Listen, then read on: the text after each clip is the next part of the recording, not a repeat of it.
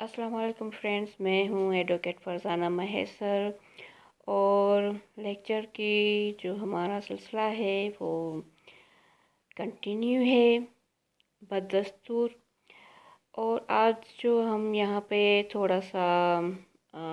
रिवायत से हटकर आज जो यहाँ हम टॉपिक डिस्कस करेंगे वो एक सिविल सूट के हवाले से है, उससे रिलेटेड है। और कौन सा सिविल सूट है? Representative suit. फ्रेंड्स, मैंने आपको पहले ही अपने जो इंट्रोडक्टरी जो मेरा था वीडियो, जिसमें मैंने इंट्रोडक्टरी जो अपना सारा बयान किया था कि हम क्या क्या स्टडीज़ करेंगे और शेयर करते जाएंगे, तो उसमें मैंने ये क्लियर किया था कि हम जो ना सिविल लिटिगेशंस के जितने भी जो इम्पोर्टेंट सूट है उनको वन बाय वन करके बीच में हम उनको भी कवर करते जाएंगे। तो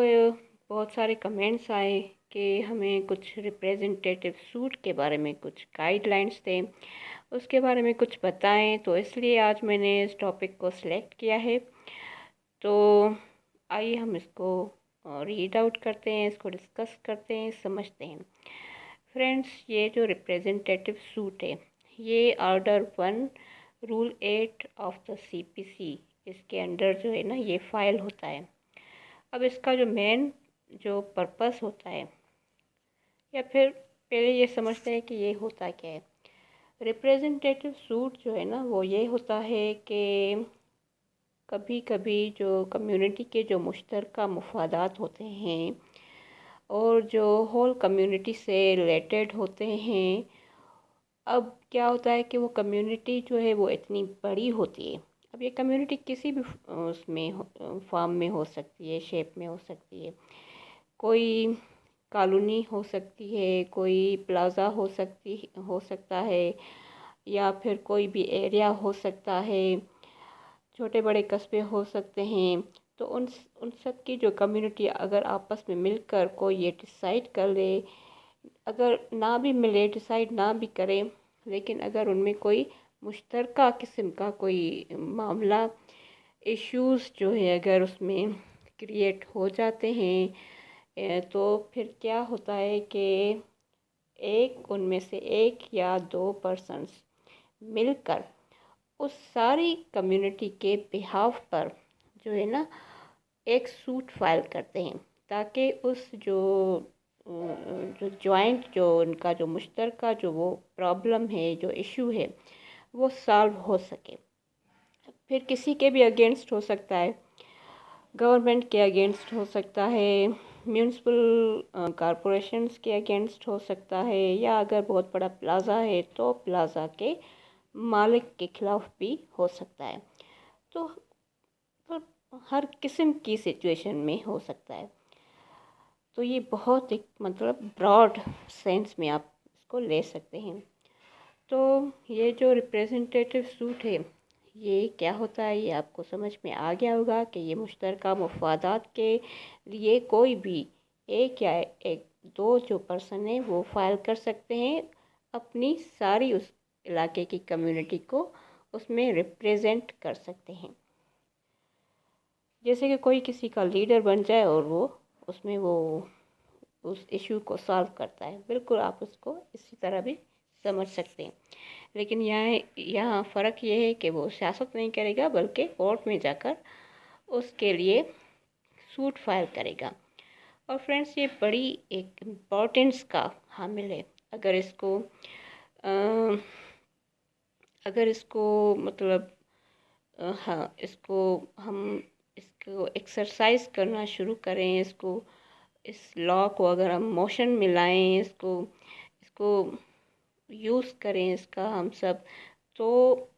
आपको अंदाज़ा नहीं कि हमारी कम्युनिटीज़ में कितना जो है ना एक रेवोल्यूशन हो सकता है, कितना हमारी जो कम्युनिटीज़ है ना वो किस हद तक जो है वो रेवोल्यूशनाइज्ड हो सकती हैं। वेल, ये तो अल्लाह करे सबको अकल आए। फिर अब हम इसके कुछ दीगर जो नेक्स्ट पॉइंट्स हैं इम्पोर्टेंट, उस पर आते हैं कि इस किस्म का जो भी सूट होता है, اب اس میں یہ ضروری نہیں ہے کہ صرف ایک ہی اس میں کاز آف ایکشن ہو یا ایک ہی ٹرانزیکشن ہو، یہ اس میں اتنا کوئی میٹر نہیں کرتی، بلکہ اس میں جو بس موسٹ امپورٹنٹ جو چیز ہے، وہ اس میں جو اہمیت کی حامل ہے، وہ یہ کہ بس ان کا جو مفاد ہے وہ جسٹ جوائنٹ ہونا چاہیے، مشترکہ ہونا چاہیے، مشترکہ مفاد ہونا چاہیے۔ اب ضروری نہیں کہ اس میں صرف ایک ہی مفاد ہو سکتا ہے، کئی طرح کے ہو سکتے ہیں، یعنی کہ کمیونٹی اس کمیونٹی سے ریلیٹڈ جو ہے نا، کئی طرح کے ایشوز ہو سکتے ہیں۔ اب سادہ سا مثال یہ ہے کہ جیسے کہ ایک پلازا ہے، اس میں کوئی ایشو ہے کہ ڈرینیج سسٹم ہے اس کا خراب ہو گیا، اب یہ سب کو ایشو ہے۔ اب سب اگر اس میں کیس کریں گے تو سوچیں کتنے جو نا کیس بن جائے گے، اور پھر کورٹ جو ہے اس کا ٹائم ویسٹ ہوگا۔ تو اس لیے سب کو جو کرنے کی بجائے، اور سب کا الگ الگ خرچہ بھی آئے گا، تو سب کو کرنے کے بجائے جو ہے کہ ان سب کا جو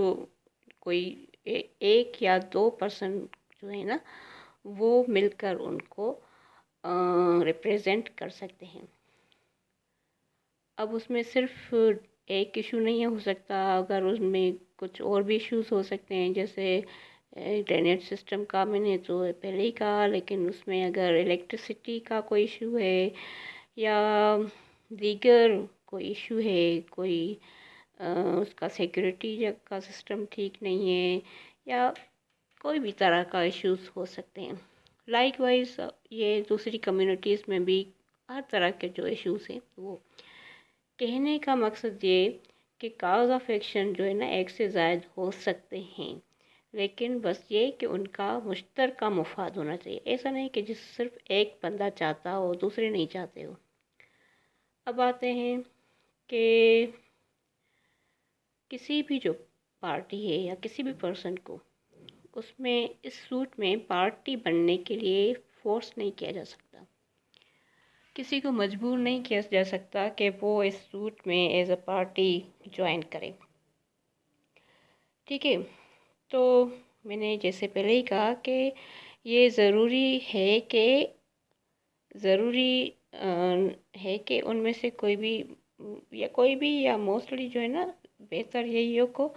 ان میں سے کوئی جو وہ ہے نا اختلافات نہ کریں،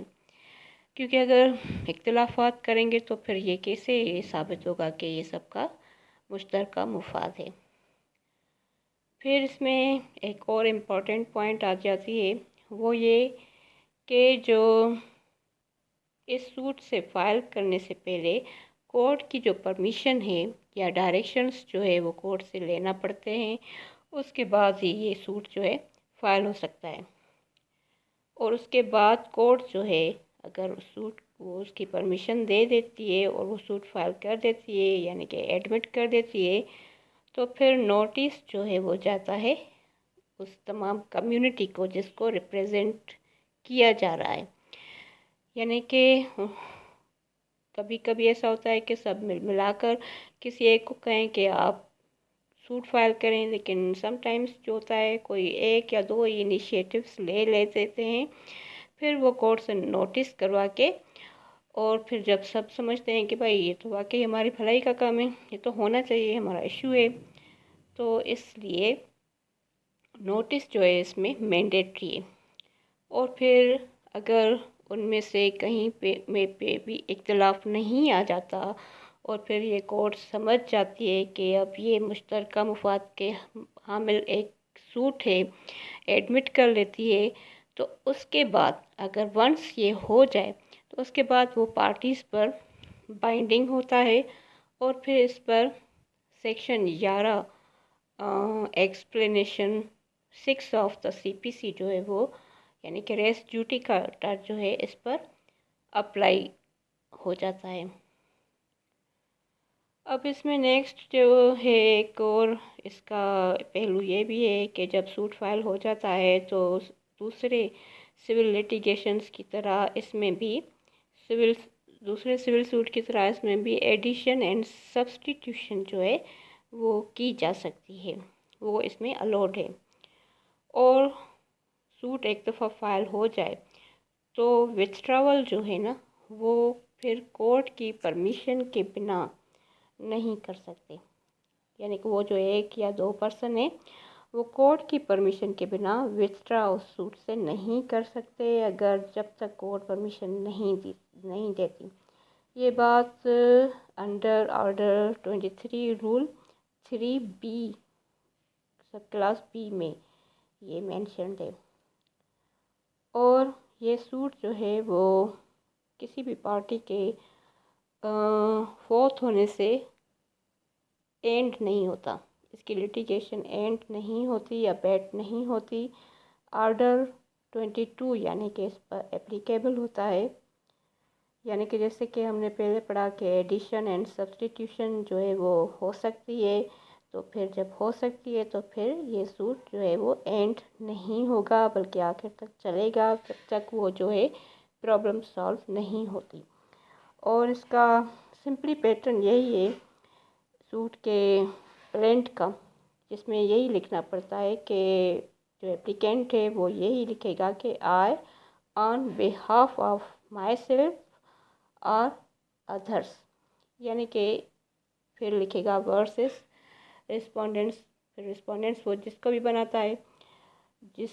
کے ساتھ بھی اس کے ایشوز ہوں ان سب کو وہ اس میں پارٹیز بنا سکتا ہے۔ تو یہی اس کا پورا جو تھا ایک میکینزم تھا اس سوٹ کا، یہ کچھ امپورٹنٹ گائیڈ لائنس تھی سوٹ سے ریلیٹڈ۔ ہوپ سو کہ آپ کو سمجھ میں آ گئی ہوگی، اور یہ اس قدر ایک امپورٹنٹ لٹیگیشن کا پارٹ ہے کہ میں آپ کو یہی ایک ایڈوائس دوں گی کہ اس کو انووک کریں، اس کو یوٹیلائز کریں اپنی کمیونٹیز کے لیے، اپنی انٹرسٹ کے لیے، اپنے ایشوز کے سالوشن کے لیے۔ تھینکس۔